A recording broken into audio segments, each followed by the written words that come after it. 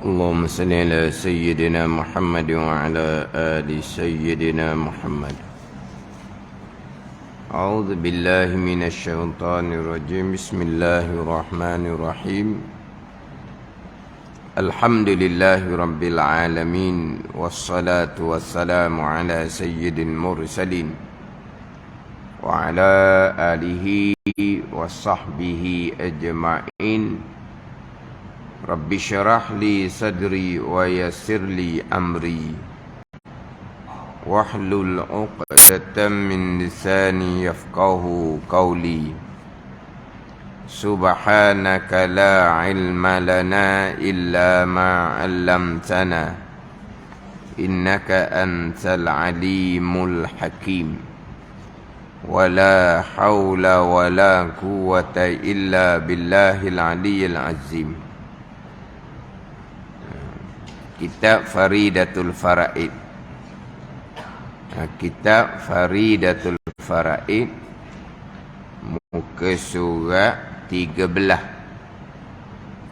Muka surat 13, baris yang ke-13 daripada bawah. Muka surat 13, baris yang ke-13 daripada bawah. Qala al-muallifu rahimahullahu ta'ala wa nafa'ana bi'ulumihi amin.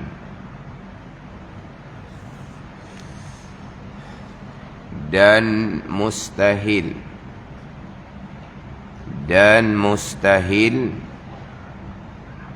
lawannya, lawan bagi sifat tabligh, yaitu lawan bagi sifat tabligh menyembunyikan barang yang tersebut itu. Menyembunyikan barang yang tersebut itu. Apa barang yang tersebut? Barang yang disuruhkan mereka itu dengan menyampaikan dia akan barang kepada makhluk. Menyembunyikan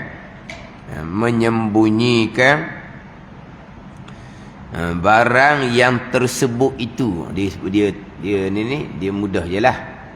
Menyembunyikan barang yang tersebut itu. Apa yang tersebut itu? Menyembunyikan barang yang disuruh mereka itu segala rasul dengan menyampaikan dia akan barang kepada makhluk. Sebab dahulu sifat yang ketiga sifat tabligh. Erti tabligh menyampaikan barang yang mana wahyu yang disuruhkan mereka itu dengan menyampaikan dia kepada makhluk. Mustahil lawan kepada sifat tabligh, iaitu menyembunyikan barang yang tersebut itu. Mana barang yang disuruh mereka itu segala rasul dengan menyampaikan dia akan barang kepada makhluk. Menyembunyikan, kitman. Tabligh menyampaikan. Lawan kepada sifat tabligh adalah kitman, menyembunyikan. Tapi begitulah kita ni. Sifat wajib bahasa Arab, sifat mustahil bahasa Malaysia. Sidik lawannya dusta. Amanah lawannya khianah. Khianah tu bahasa Arab. Kemudian tabligh lawannya menyembunyikan. Kemudian fatanah lawan dia bodoh. Dia sidik lawannya kazib, dusta. Amanah lawannya khianah. Tapi dah kita bahasa Malaysia pun khianah juga. Tabligh lawannya kitman. Fatanah lawannya baladah. Kalau ikut bahasa Arab lah. Jadi menyembunyikan ni adalah kitman. Sifat mustahil lawan kepada sifat yang wajib pada akal bagi Rasul adalah sifat tabligh. Hal ni kita sebut berulang kali ni. Siapa bicara sifat wajib, siapa bicara sifat mustahil, ini saya sentiasa ulang. Jadi kita permulaan agama di awal kitab Faridatul Faraid mengenal Allah Subhanahu wa taala dan mengenal Rasul yang bawa kita kepada mengenal Allah Subhanahu wa taala. Di awal kitab Faridah, apa makna mengenal Allah, mengenal Rasul penuh agama, mengetahui dan berpegang akan hukum bagi sifat Allah dan hukum bagi sifat Rasul. Yang mana sifat Allah, sifat Rasul mengikut hukum akal ada 3. Ada sifat wajib, ada sifat mustahil, ada sifat harus. Jadi sifat wajib pada akal, sifat mustahil pada akal, sifat harus pada akal hanyalah wasilah. Wasilah ni tangga jalan kepada pegangan kita mengenal Allah, mengenal Rasul. Itu kewajipan syarak.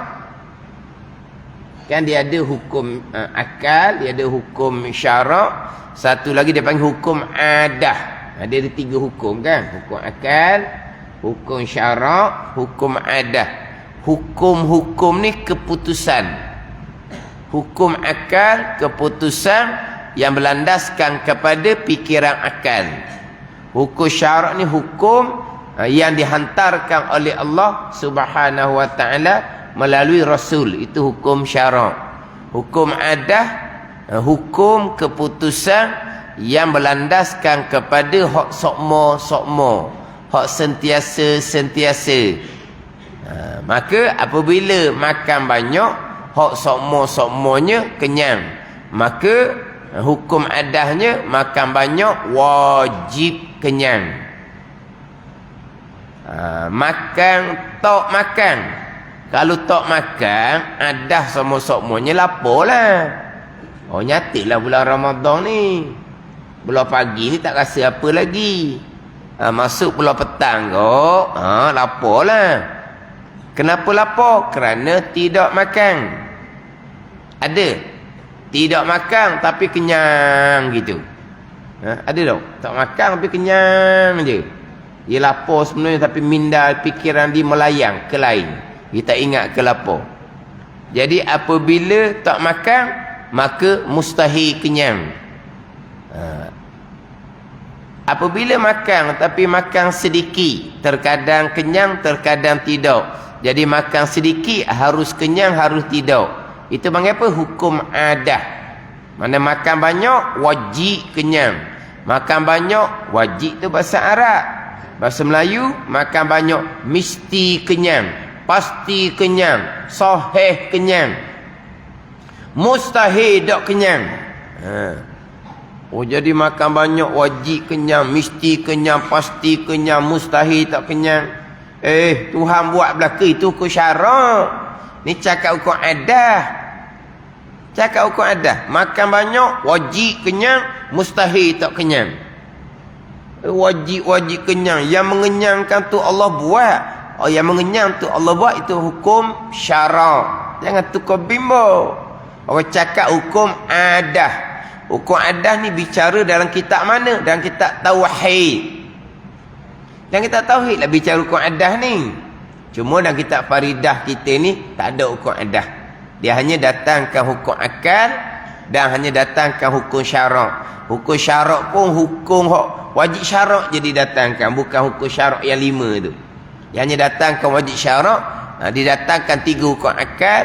Hukum adah tidak dibicara dalam kitab Faridatul Faraid ni. Hukum adah comelnya dalam kitab Al-Misbahul Munir. Tu comel.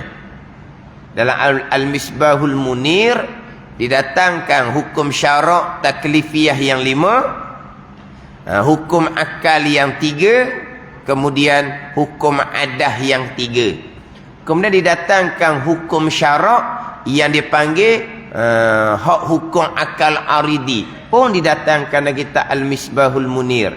Jadi dalam kitab Al-Misbahul Munir didatangkan hukum adah yang 3. Makan banyak, wajib kenyang. Dalam kitab Bidayatul Hidayah pun sama. Kitab karangan Syekh Muhammad Zain. Kitab Jawi hak paling tua yang ada di pasaran sekarang pun membicarakan hukum adah. Kitab Tauhid sifat 20 yang membicarakan hukum adah. Jadi hak adah ni tak ada salah. Cakap harian kita cakap adah, tak ada salah. Pada ni. Pisau tajam wajib putus. Pisau tajam wajiblah putus. Mustahil tak putus. Mustahil adah.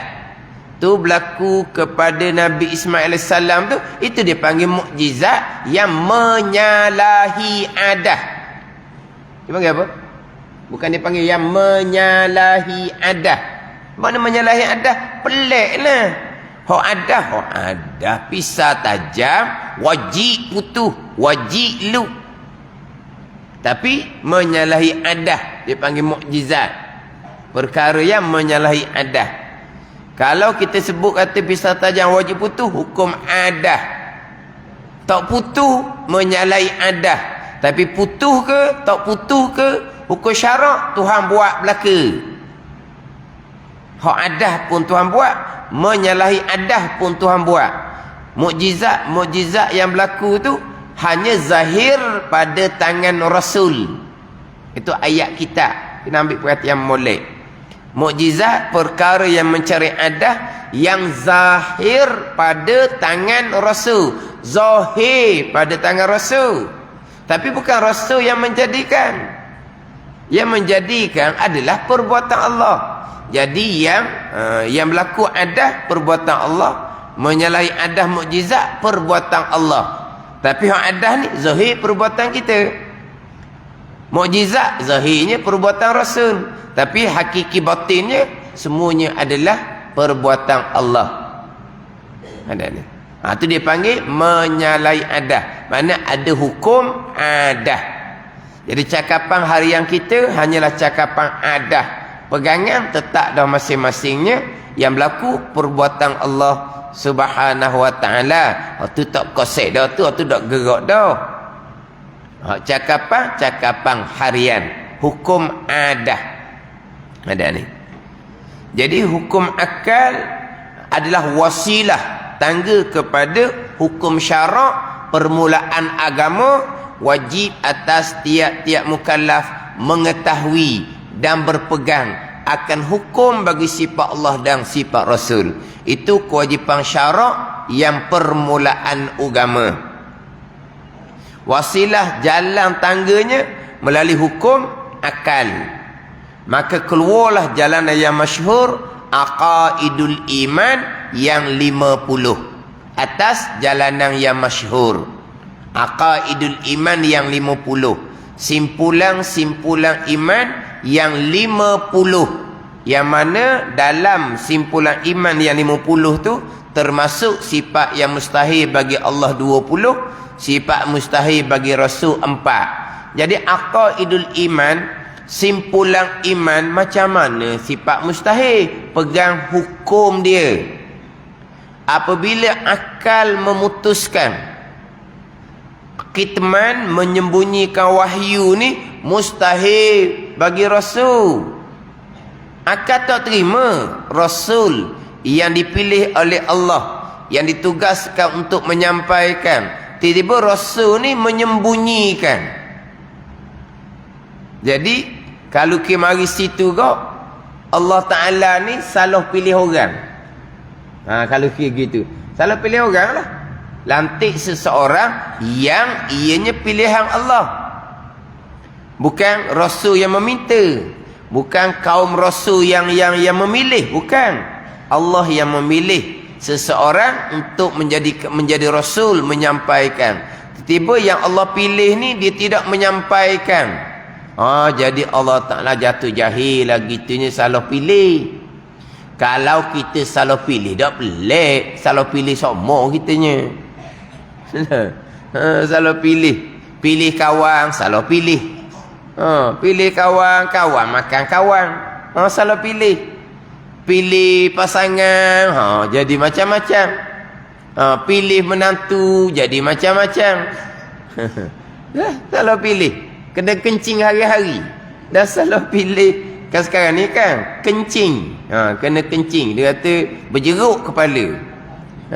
Salah pilih. Sebab apa? Sebab kita orang jahil, mudah terpengaruh dengan penampilan, dengan lakonan, dengan watak. Ni faham tak ni? Jadi kita tak peliklah sebab kita orang jahil. Tiba-tiba Allah pilih seseorang untuk menjadi rasul, menyampaikan agama. Tiba-tiba pilihan Allah ni sembunyikan, akal tak terima sama sekali. Mustahil pada akal, rasul pilihan Allah menyembunyikan. Itu hukum akal. Apabila akal memutuskan mustahil sembunyi, maka kita pun berpegang di akidah rasul tidak sembunyi. Itu pegang di akidah. Hukum dia istihalatul mustahil, hukum dia. Apabila akal tidak tasawur pada akal, tidak terupa pada akal, tidak masuk pada akal, seseorang rasul yang dipilih oleh Allah menyembunyikan wahyu, maka kita pun berpegang di akidah bahawa rasul tidak sembunyi. Tu pegang akan hukum sifat mustahil. Dan sifat tabligh kita pegang kok mana? Kita berpegang tentu sungguh rasul menyampaikan. Kita berpegang tentu rasul tidak sembunyi. Ni aqaidul iman yang 50, pegang 2 lapis. Satu, pegang hukum bagi sifat yang wajib. Yang kedua, pegang hukum bagi sifat yang mustahil. 2 lapis lah ni. Sebab tu didatangkan sifat mustahil. Kalau orang tak faham kaedah sifat 20, dia akan timbul persoalan. Kenapa didatangkan bicara sifat mustahil kan hot dog? Hot dog pun dibicarakan. Lepas tu nak pegang ikut dog lah. Ada ni. Sebab apa? Sebab sesuatu perkara tidak akan nyata melainkan kena datangkan lawan di al-asya' la tatabayyanu illa bi adadiha. Sebab tidak akan nyata melainkan datangkan lawan dia, barulah nyata. Macam bicara hukum fiqh itulah, bicara syarat, bicara rukun, bicara yang membatalkan. Tak payah bicara yang membatalkan. Sebab apabila didatangkan syarat suci daripada hadas, perkara yang membatalkan sembahyang, kedatangan hadas dalam sembahyang. Syarat sah sembahyang suci daripada najis, perkara yang membatalkan sembahyang, kedatangan najis ketika solat. Syarat sah sembahyang menutupi aurah, perkara yang membatalkan sembahyang terbuka aurah. Hak tula je. Tapi dak, hak membatalkan tajuk suku. Walaha tak ada syarat jadi batal lah. Tak ada ni. Tapi kena nyata hak ni syarat, hak gini batal. Walaha faham syarat, tak ada hak batal. Dah. Syarat batal. Dia kena datangkan kedua-dua. Baru jelas, baru nyata. Ada ni. Jadi datangkan sifat yang wajib, pegang hukum bagi sifat yang wajib, tentu sungguh di zat Allah, di zat Rasul. Didatangkan sifat mustahil, pegang hukum dia, terkudak sekali sifat mustahil di zat Allah dan di zat Rasul. Kata 2 lapis. Sebagai dalam ayat Al-Quran, wa tawakkal 'alal hayyil ladzi la yamut, dan berserah oleh kamu atas Tuhan yang hidup, yang tidak mati. Tengok, hidup yang tidak mati. Hidup tidak mati lah, dah hidup. Tapi Quran sebut berserah oleh kamu atas Tuhan yang hidup, yang tidak mati. Mati tu sifat mustahil. Tidak mati tu hukum dia, istihalatul mustahil. Jadi pegang Allah Tuhan yang hidup, pegang Allah tidak mati. Ni 2 lapis lah tu. Memang huraian dia tetap begitulah. Datangkan ayat qul huwallahu ahad, Allah Tuhan yang esa, Tuhan tidak berbilang. Ada tak huraian tidak berbilang tu? mesti ada huraian tidak berbilang. Allah yang maha kuasa, Allah tidak lemah. Allah yang maha mengetahui, Allah tidak jahil. Tu kalau huraian. Ada pun kaedah sifat 20, hak mustahil tu dia sebut secara satu nombor biar sahih. Memanglah kalau kita bicara sifat yang wajib, Rasul benar, Rasul pasti tidak dusta, Rasul amanah, Rasul pasti tidak khianat, Rasul menyampaikan, Rasul pasti tidak sembunyi, Rasul cerdik. Mana mungkin Rasul bodoh? Mana di huraian pasti ada, tapi tak sebut hak mustahil itu secara 1, 2, 3, 4 biar sahih. Hak mustahil didatangkan berpegang akan hukum dia. Ini aqaidul iman yang 50. Termasuk di dalam tu sifat mustahil bagi Allah dan sifat mustahil bagi Rasul. Mana bawa kejap molek. Contohnya berpegang keesaan Allah pada perbuatan, berpegang tidak sama sekali berbilang pada perbuatan, pegang kejap keesaan pada perbuatan dengan bahawa semua yang berlaku perbuatan Allah, pegang kejap tidak berbilang pada perbuatan dengan bahawa makhluk tidak ada perbuatan sama sekali. Dua lapis. Dua lapis pegang. Barulah jelas nyata hak permulaan agama mengenal Allah, mengenal Rasul, aqaidul iman yang 50 atas jalanan yang masyhur. Atas jalanan sifat 20 lah. Kalau atas jalanan sifat 13, aqaidul iman yang 36 lah. Kalau atas jalanan sifat 13, nanti dia akan bicara nanti. Atas jalan masyhurnya permulaan agama, kewajipan syarat pulang agama mengenal Allah, mengenal Rasul, mengetahui dan berpegang akan aqaidul iman yang 50, termasuk hukum bagi sifat mustahil kita berpegang di akidah. Jadi menyembunyikan barang yang tersebut itu adalah sifat mustahil. Akal tak terima sama sekali, tidak tasawur, tidak terupa pada akal. Rasul menyembunyikan, maka pegang di akidah. Rasul pasti tidak menyembunyikan wahyu yang disuruh mereka itu dengan menyampaikan wahyu kepada makhluk. Kemudian dahulu pada bicara sifat tabligh, oleh kerana tabligh ni menyampaikan barang yang disuruh mereka itu menyampaikan. Jadi ada juga ke barang yang diwahyukan kepada Rasul, tapi Rasul tidak disuruh menyampaikan. Maka ulama pun membahagi wahyu pada 3 bahagi. Wahyu yang Rasul diperintahkan menyampaikan, pasti Rasul menyampaikan, Rasul tidak sembunyi.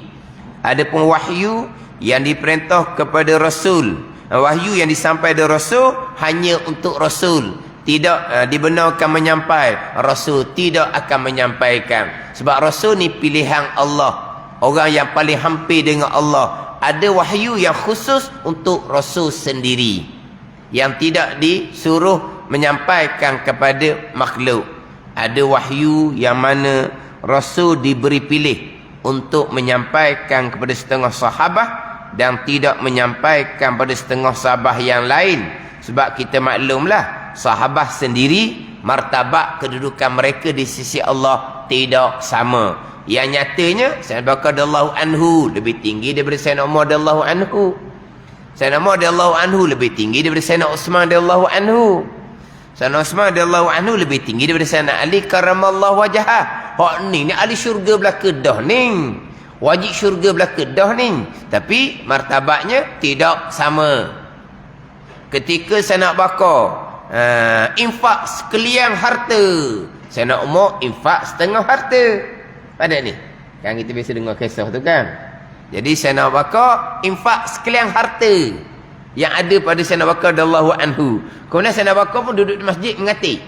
Tak, Sayyidina Abu Bakar terus bekerja. Hak ada diinfakkan, lepas tu bekerja pula. Jangan ada orang dia salah faham, salah guna orang panggil.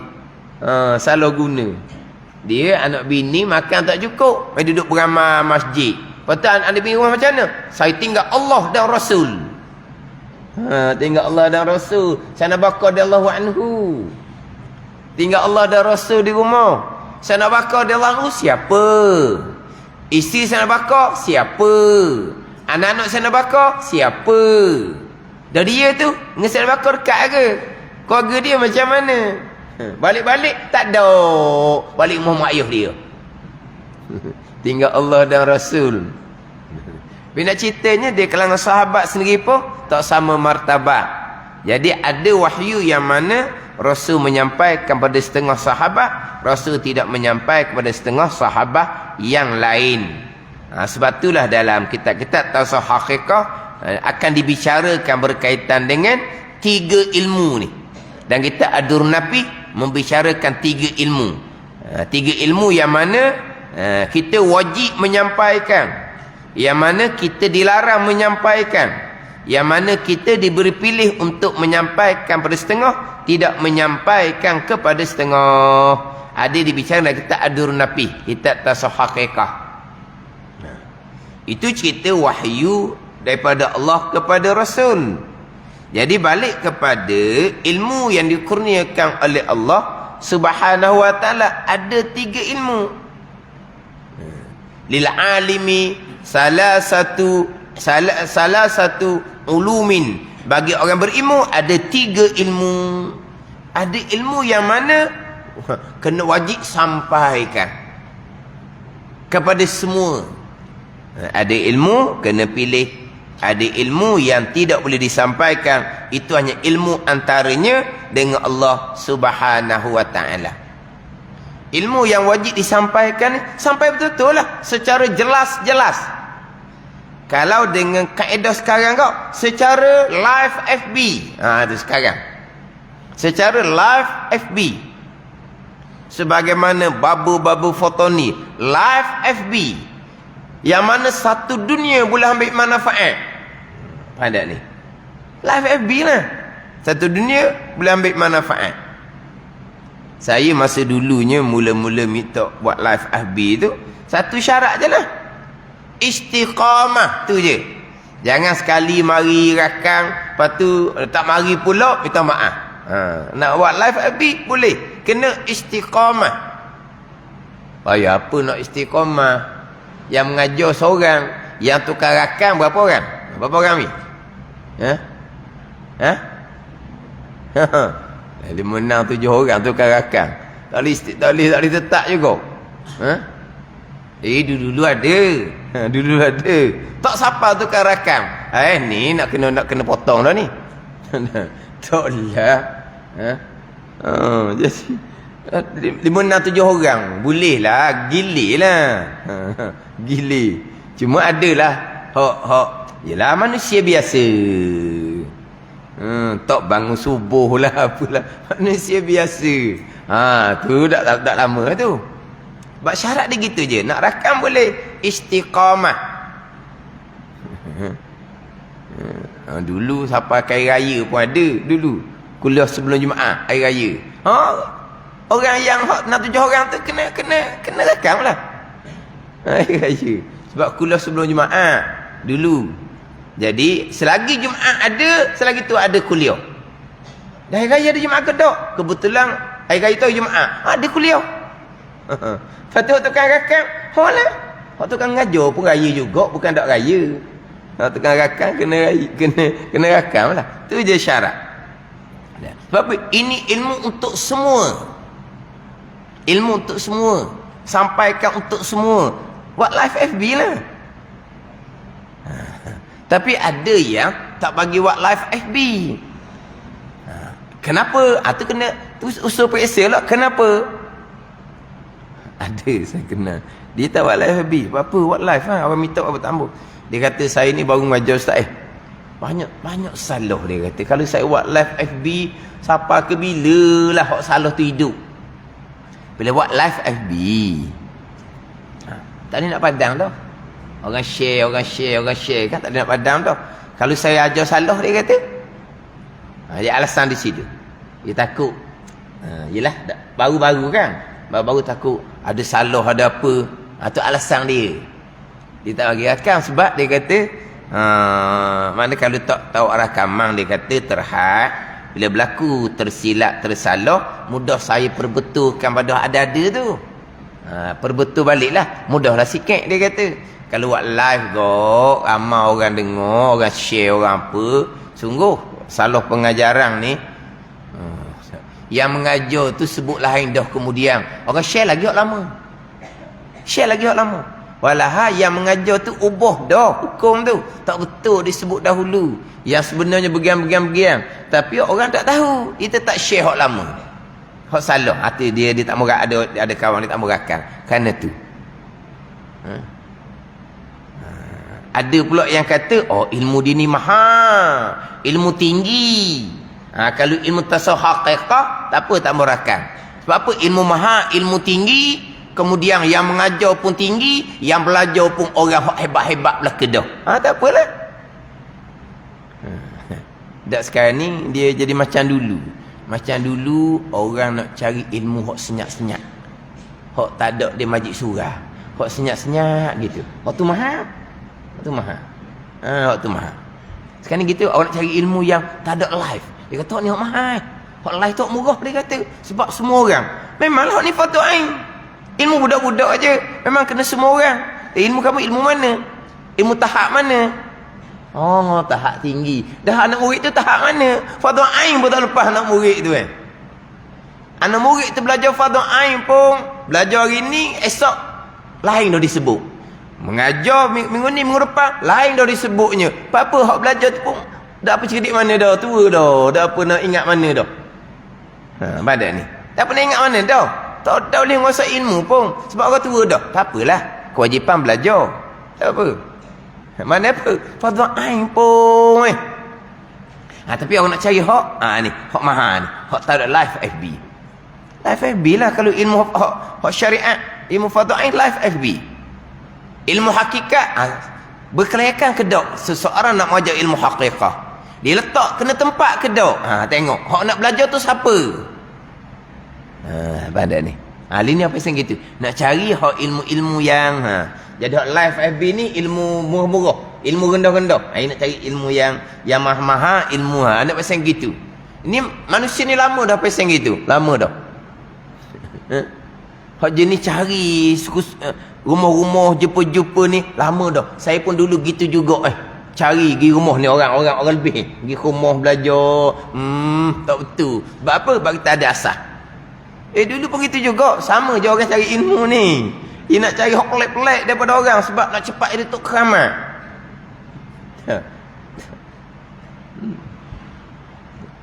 Suka mencari. Saya dulu pun suka mencari. Banyak tempat lah. Jumpa macam-macam Alhamdulillah. Selamat je. Selamat. Jumpa macam-macam. Tapi bagi kita ilmu mahal. Ilmu mahal apa ni? Ayat itik kalau dengar boleh masuk syurga juga ayat itik. Mahalnya ilmu ni. Marah almarhum tua saya. Dia kalau ayat itik dengar dia masuk syurga, pelik apa masuk syurga? Syurga luar kan? Ya, ayat itik masuk. Bermasalahnya bukan syurga spek. Marah tua. Kita pun suka gitu, suka cari hak ni.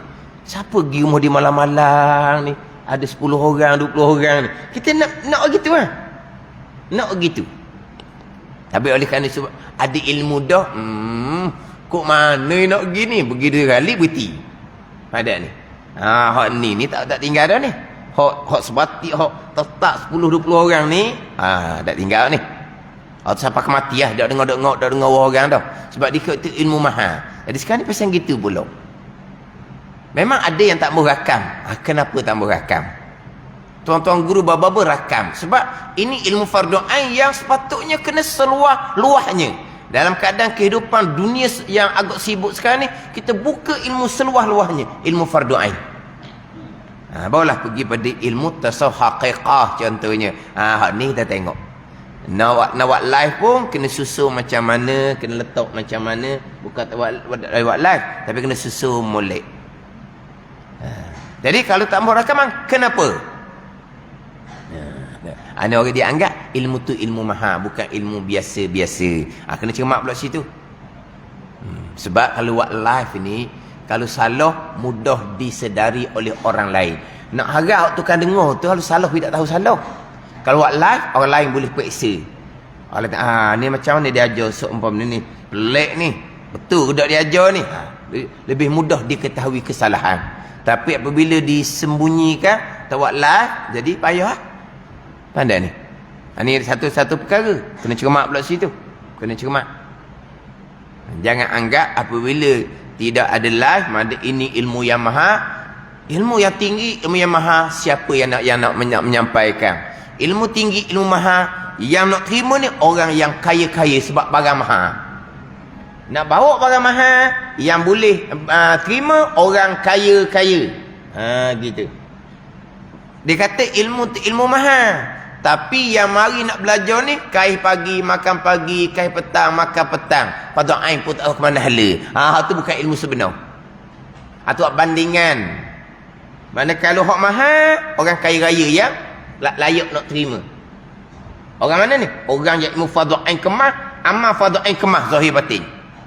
Ini barulah layak nak terima ilmu mahal, ilmu tinggi. Tapi kalau orang ni kaih pagi, makan pagi, kaih petang, makan petang, nak beri perkara mahal. Ini bukan ilmu yang sebenar. Dia kena cermat. Dia dalam, saya duduk pondok dulu, macam-macam. Orang belajar pondok pun macam-macam. Ada orang yang dia sendiri pun ada fahaman dia sendiri. Hidup pondok sekalipun, buah tu guru, ada yang dia ambil, ada yang ditolak. Sebab apa? Sebab dia lebih pandai. Dia tak kata lebih pandai. Tapi bagi dia, ni Tok Guru ni, rendah ni, dia tinggi lagi. Belajar. Tapi bila keluar mulut, waktu raja tu, tak apa, dia kata. Tapi dia belajar. Duduk pondok, dia tak sapa.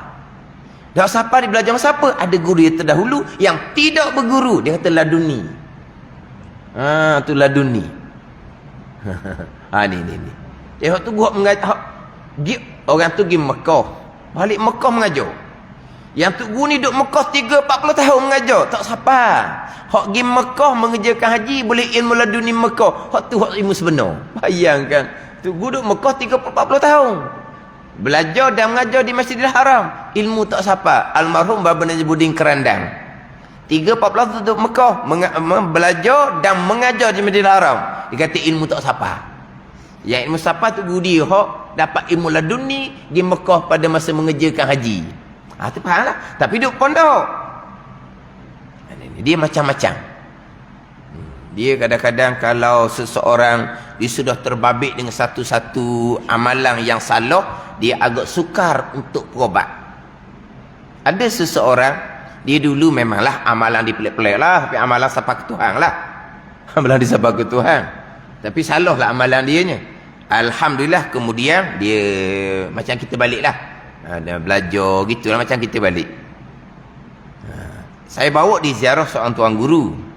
Bila saya balik, tuan guru tu kata ke orang kanan dia, kenapa ustaz orang tu berkawan dengan orang tu? Orang tu hati dia gelap, hati dia hitam tu, dia ada ilmu salah. Tu guru tu kata. Tu guru beritahu kepada orang kanan dia, orang kanan dia beritahu saya. Kata Tok Guru pesan tu, jangan tu sangat dengan ustaz bawa gitu tu. Sebab apa? Dia salah. Dia dalam memang dia salah sangat. Dia kata, saya kata memanglah dulu dia terbabit dengan amalan-amalan yang salah, tapi lama dah dia tinggal, dia tak tinggal. Dia kata dia tak tinggal. Badat ni. Akhiramu dia balik semula asal. Tu. Tapi sebelum tu belajar molek dah. Belajar sungguh-sungguh dah. Ni. Ya, saya nak pergi ziarah tu, dia nak pergi sekali. Bawa tak apalah. Bukan berkawan, tapi cuma nak ziarah, saya bawa. Itu tu pesan, kenapa kata dia? Ni sebab apa dia sudah terbabit dengan amalan-amalan yang salah. Ni payah nak berubat. Tambahan kalau amalan-amalan tu membabitkan jadi ada peneman. Tu lagi payah. Akhirnya akan merosokkan generasi akan datang. Sebab lepas meninggal, penemang tu akan merosokkan anak cucu pula. Penemang tu marilah. Teman, anak cucu tu lupa ke Tuhan, dia peringat. Subuh dia kejutkan. Jadi anak cucu kan, bagusnya penemang ni. Sebab kebaikan. Sebab apa? Sebab dia lala je, penemang tu akan tegur. Dia lambat sudah subuh je, penemang tu akan kejutkan dia. Jadi penemang bukan hak dia, hak sah, hak tah, hak mak ayah. Ingat baik. Ditanya saya kata kita tidak ada penemang. Penemang kita Al-Quran dan hadis. Allah utuh Rasul dah. Rasul lah yang kita kena ikut. Bukan makhluk halus yang kita tak nampak. Kata manusia, hok kita nampak batang hidung tu pun ditipu kita atas darat. Ada ni, faham dah ni? Manusia yang kita nampak batang hidung dia. Kita tengok batang hidung dia, memang dia orang baik.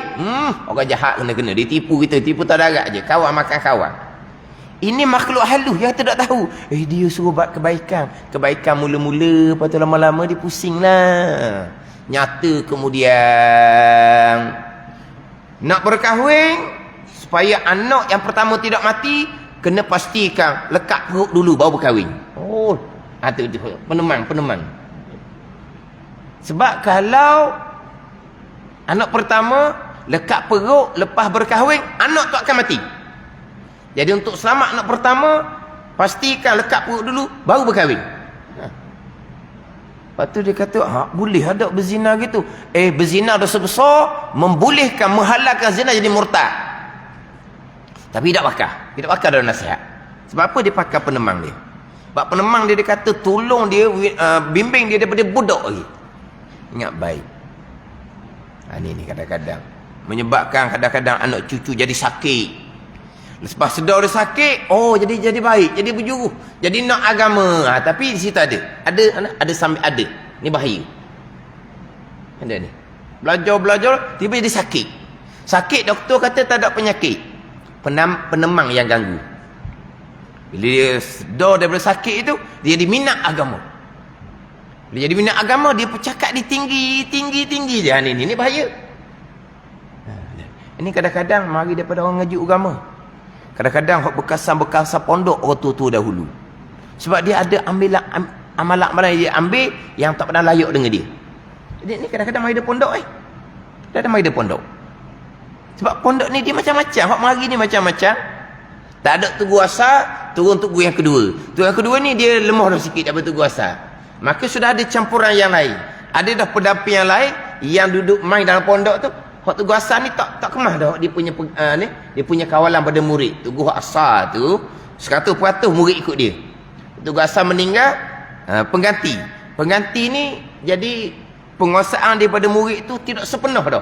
Maka ada orang luar yang duduk pondok tu yang boleh mempengaruhi murid untuk amalan dia.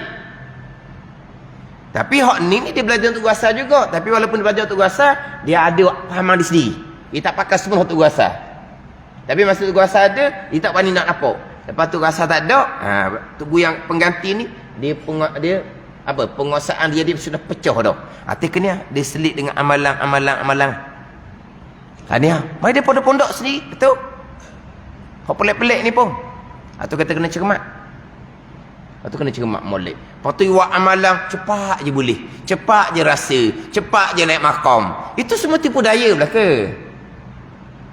Selagi hati kita zulmah dengan sifat-sifat kecelaan, hati kita akan merasa pun. Kalau merasa dah, itu bukan yang sebenar, itu tipu daya. Tapi mari dia pondok betul. Ada orang yang Al-Quran sutir dada. Mana Al-Quran sutir dada. Tapi dia tersalah ambil amalan. Siapa kesudah nak lepas tak boleh. Quran sutir dada. Faham tak? Tapi tersalah ambil amalan sedikit saja. Dia ambil amalan pula bukan amalan daripada orang jahil, daripada orang pondok, dia kata orang agama. Dia terima amalan tu kena salah. Nak papah, nak papah. Nak lupuskan. Kalau bahasa standard dah. Payah. Sebab apa dia sudah menjadi amalan. Ni. Ada ni. Ni kadang-kadang ni bawa amal dah apa turut tu kena cermat. Yang bawa ni terkadang ikhlas, jujur, tapi dia tertipu. Sebab itulah kita bicara syariat biasa-biasa, kita buat amal biasa-biasa, tu je. Buat amal biasa-biasa, belajar ilmu fardhu molek, jaga keluarga kita molek, amalan-amalan baca Al-Quran, cikgu Quran molek, Lepas tu ada zikir pagi, zikir petang. Oh, nak amalan, nak naik, maka itu bukan tahap kita. Sebab nak cari amalan khususi ni, kita kena ada ilmu khususi, bukan ilmu syariat. Itu saya peringat semua. Tapi orang ni kadang-kadang nak cepat. Tambah pula kalau dia sudah ada buah lama dia, buah yang pada ajaran salah yang terdahulu, tu lagi mudah dia akan balik semula kepada asal. Tinggal dia akan balik pada asal.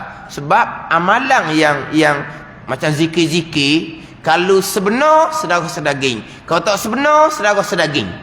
Ada gitu ya. Sebenar sedara sedaging, tak sebenar sedara sedaging. Sebenar kita nak nilai apa? Kalau kita tidak ada ilmu khusus, ilmu bab tariqah, ilmu bab zikir. Kena ilmu dahulu baru kita berzikir bertariqah. Bukan turut orang. Ni ada ni. Saya cerita ni pengalaman sesama orang yang belajar. Orang yang belajar sendiri. Ada pelbagai. Tunggu nasihat pun dia tak pakai. Tak pakai. Dah kita orang kampung ni, kita belajar hak fardu ain. Ilmu yang wajib disampaikan, ilmu yang wajib kita belajar. Ilmu ni dengan ada hak langit terbuka sekarang, buka seluas-luasnya. Sebab ramai orang nak belajar. Orang boleh turut hak kuliah hak baba-baba foto ni, yang mula-mula dengar memang gelak gambar. Bukan orang KL, orang Terengganu kalau dengar Tugu Babu Fatani mengajar, tak faham bahasa dia. Kita orang Terengganu tak faham bahasa dia. Kalau orang KL lagi tak faham. Tapi nak lama-lama boleh faham. Kita orang Terengganu, orang Fatani belum tentu kita faham. Orang luar lagi lah jauh nak faham, tapi dia nak. Mana Tugu ni buat live, ada rakaman, ada apa semua. Untuk menyebarkan ilmu yang wajib disampaikan secara terbuka. Ilmu yang tertentu, ilmu tasawuf hakikah yang tinggi-tinggi, barulah guru yang benar-benar mursyid, murid yang benar-benar berkelayakan.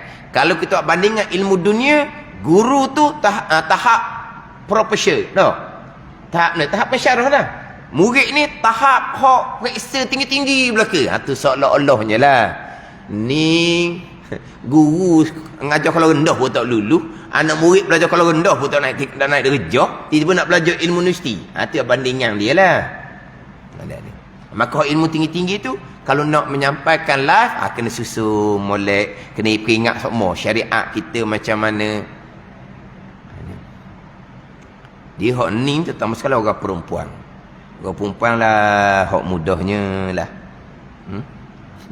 Perempuan lah hak mudah kena kecek. Dah bukan umpan sini ni, umpan tempat lain. Mudah kena kecek. Jadi ilmu hak syariat hak ni sampaikan secara meluas. Hak ilmu yang tinggi, itu kena letak molek tepat dia. Lepas ada ilmu yang memang antara kita dengan Allah Subhanahu Wa Taala. Ada kadang-kadang orang ni sengaja menyampaikan satu perkara yang mana tidak perlu kita sampaikan kepada umum, dia akan jadi fitnah. Dalam belajar ni banyak ilmu yang kita dapat daripada guru. Tapi kita belajar untuk guru dalam kelas yang tertentu. Kita tak perlu nak highlightkan kepada live semua orang. Akan jadi fitnah pada ilmu agama. Tapi bila timbul kontroversi seumpama tu, akan timbul nama guru. Timbul nama lah. Orang pun suka sebab apa? Follower jadi ramai. Sebab apa? Dia keluarkan satu perkara yang mengelirukan. Tapi perkara tu ada huraian, ada penjelasan. Mengelirukan bagi orang awam, bagi orang yang belajar, dia tak keliru dengan perkataan tu. Tapi sekarang ni kamu mengajar orang awam, kenapa kamu keluarkan kenyataan yang mengelirukan orang awam? Sebab apa? Sebab dia tak pandai letak ilmu. Mana kita belajar untuk guru, ada kelas-kelas, mana perkara-perkara hukum hakam hanya untuk kita sahaja. Kalau kita nak menyampaikan pun kelas-kelas yang tertentu sahaja. Dan ada ilmu yang dikurniakan Allah hanya antara kita dengan Allah Subhanahu Wa Taala, tidak boleh disampaikan dari sesiapa sekalipun. Itu rahsia. Orang yang menyampaikan rahsia Allah Subhanahu Wa Taala dipanggil orang yang khianah. Khianah akan rahsia yang dikurniakan oleh Allah Subhanahu wa taala. Jadi orang yang tak belajar tu memanglah tak belajar. Hak belajar pun banyak perkara jugalah, banyak perkara lah. Banyak perkara. Saya lama-lama dengar sangat dah, tapi bahagian masing-masing jalan masing-masing. Tuan tetap berlaku dah pada azal. Saya menyampaikan sekadar, kemudian saya sentiasa nasihat. Oh, saya nak belajar tinggi dah. Belajar tinggi wah. Fardhu ain pun tak lepasnya. Belajar tinggi ke mana? Tapi dia rasa macam belajar fardhu ain ni tak gerak. Nak gerak macam mana? Dosa banyak mana? Tapi bila berzikir wa amal je, cepat naik makam. Itu tipu daya. Dosa banyak laginya. Fardhu ain pun jahil laginya. Yang bawa pula dia adalah pula kenapa dia bawa yang seumpama tu. Dia banyak perkara yang kena selidik molek. Dia biasalah orang ni lepas sakit jadi makrifah ada. Ada yang lepas sakit jadi tok bomo. Ada tak orang tua kita?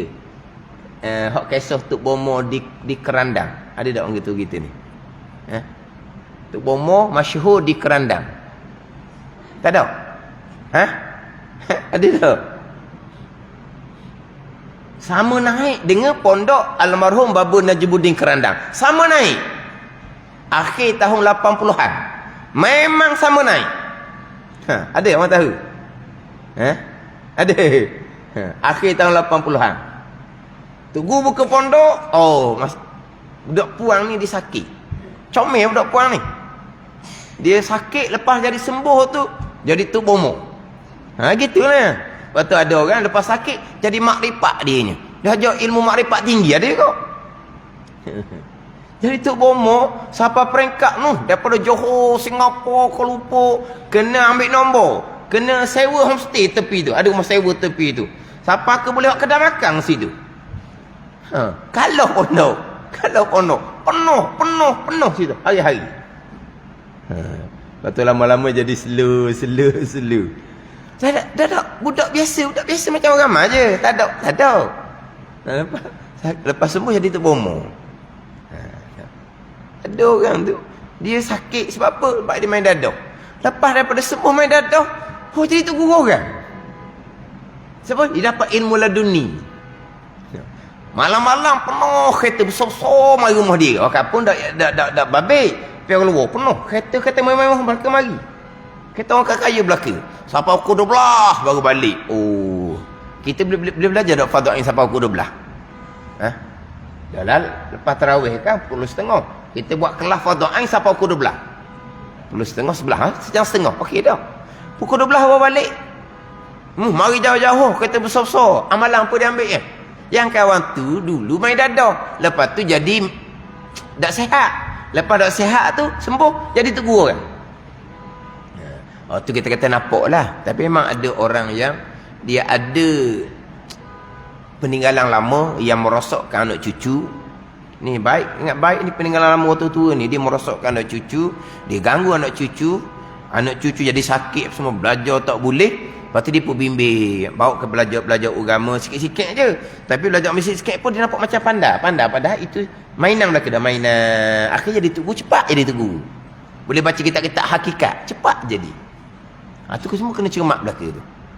Kena cermat. Tapi orang nak cari ilmu yang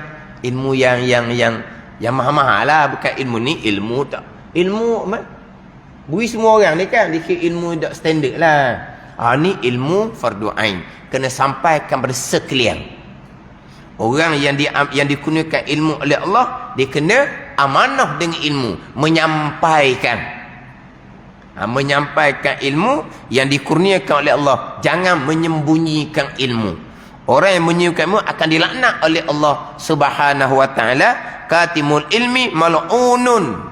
Orang yang sembunyi ilmu akan dilaknat oleh Allah Subhanahu wa taala. Tapi mana ni orang nak tahu betul benar.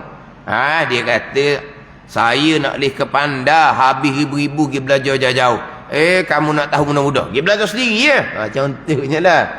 Tapi kalau orang tu dia berilmu, dia balik kampung, Tapi orang kampung tak peduli ke dia. Dia tidak wajib nak menceritakan, nak menyampaikan, tak wajib pada dia. Selagi tidak diminta. Selagi tidak diminta, tidak menjadi kewajipan kepada orang yang berilmu tadi untuk menyampaikan kepada manusia. Kalau tidak diminta. Melainkan kalau perkara yang dia tengok tu perkara mungkar. Mungkar dia kena cegah mungkar. Itu kewajipan pada semua orang. Bukan hanya pada orang berilmu. Mana balik kampung, orang kampung tak peduli, tak minta pun. Dia beramal cara dia jaga keluarga dia, jaga anak bini dia sendiri. Tapi dia tidak mengajar, orang tidak minta. Maka tidak wajib menyampaikan. Melainkan benda mungkar lah. Benda mungkar ni, kalau bak akidah salah, orang tak tahu nak kata mungkar macam mana. Hati riya, ujud, takabur, orang tak tahu nak mungkar macam mana. Orang tak tahu. Kalau kata bak pekoh di semayang salah gitu, salah mazhab Syafi'i, mazhab lain tak salah, tak panggil mungkar pun. Orang tengok semayang, semayang kalau ikut pekoh mazhab Syafi'i tidak sah, tapi mazhab lain kata sah, tak panggil mungkar. Dia pun senyap, dia beramal cara dia, tak ada apa, dia tak panggil sembunyi ilmu. Punya ilmu ni orang nak, dia tak mau beri. Dia panggil sembunyi. Memang kadang-kadang orang berilmu ni dia kena minta sungguh-sungguh. Sebab apa? Sebab orang yang berilmu ni dia tahu ilmu. Bila dia tahu ilmu mana apa? Ilmu yang ada pada dirinya tak banyak mana. Jadi kalau nak menyampaikan, kena minta sungguh-sungguh. Dia takut nak menyampaikan, bukan nak sembunyi ilmu. Sebab orang berilmu yang sebenar, dia tahu ilmu tu tinggi mana, ilmu yang ada pada dirinya tahap mana. Tapi dah orang nak minta, ngajarlah qada fardhu untuk orang kampung. Dia kena mengajar lah bila orang minta. Kena orang yang minta, bukan ditawar diri. Ada ni. Jadi yang sembunyi ilmu yang didanak oleh Allah, orang minta belajar betul-betul, amboi peduli kamu, saya belajar dulu, kamu tak peduli pun saya. Contoh, orang Terengganu bukan macam orang Kelantan. Orang Terengganu kalau belajar pondok, dia nak tengok bila budak ni berhenti. Tengok situ je. Orang Kelantan belajar pondok je, dia akan sapok.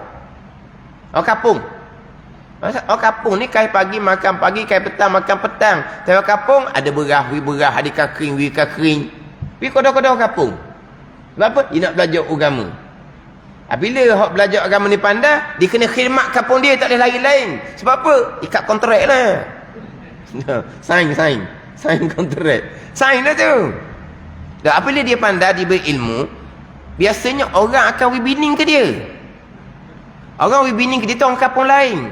Tujuan webining, tok tua dia nak suruh menantu dia berkhidmat di kampung dia lah, kampung bini. Tak boleh. Sebab dia terikat dengan kampung dia. Sebab orang kampung tolong dia. Tolong sekadar orang kampung lah. Berah, ikan kering gitu je. Orang kampung kan ada duit pun. Ada ni. Nampak pandai sikit, balik kampung kena mengajar.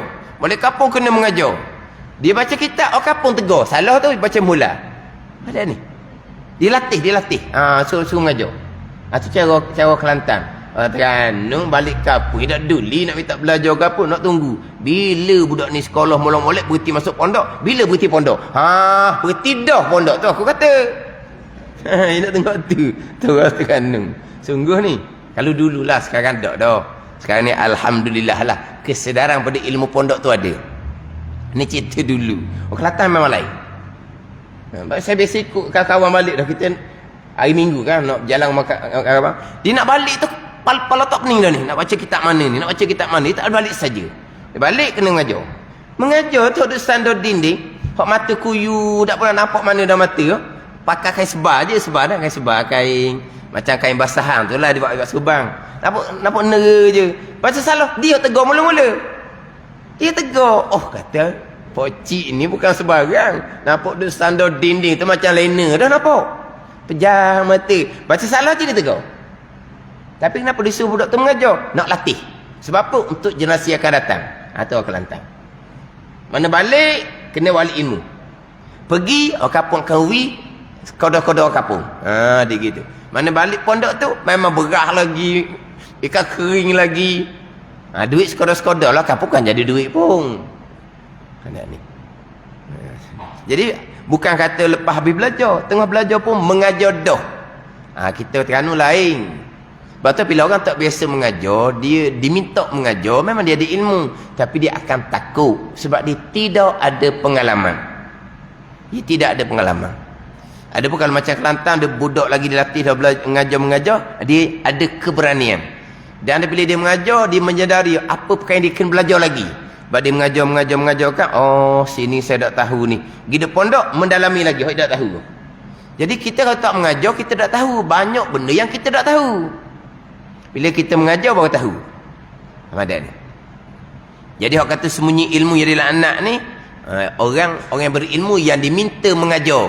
Tiba-tiba dia tak ambuh mengajar. Sebab apa? Dia belajar dulu habis duit ribu-ribu, kamu tak pernah tolong, sekarang ni kamu nak belajar, kamu pergi cari sendiri ya. Tu orang apa? Sembunyi ilmu tu dilaknat oleh Allah Subhanahu wa taala. Sifat mustahil bagi segala rasul menyembunyikan barang yang disuruh akan rasul menyampaikan kepada makhluk. Jadi kita cerita tadi wahyu daripada Allah pada rasul ada 3. Yang wajib disampaikan, rasul menyampaikan. Yang rasul diberi pilih. Yang 3, wahyu yang khususi untuk rasul. Kita buat samalah dengan bandingan dengan ilmu yang dikurniakan oleh Allah kepada seseorang. Ada ilmu yang wajib disampaikan kepada sekalian, ada ilmu yang kena pilih-pilih, dan ada ilmu antara seseorang dengan Allah Subhanahu wa taala. Dan dalil tabligh itu bahawasanya jika menyembunyi mereka itu akan sesuatu daripada barang yang disuruh mereka itu, dia menyampaikan dia, nasihat adalah kita disuruh kita dengan menyembunyikan ilmu. Kita pasti disuruh menyembunyikan ilmu. Menyembunyikan ilmu tu dikutuk, dilaknat oleh Allah Subhanahu wa taala. Pasti rasul tidak menyembunyikan ilmu, rasul menyampaikan. Wallahu a'lam.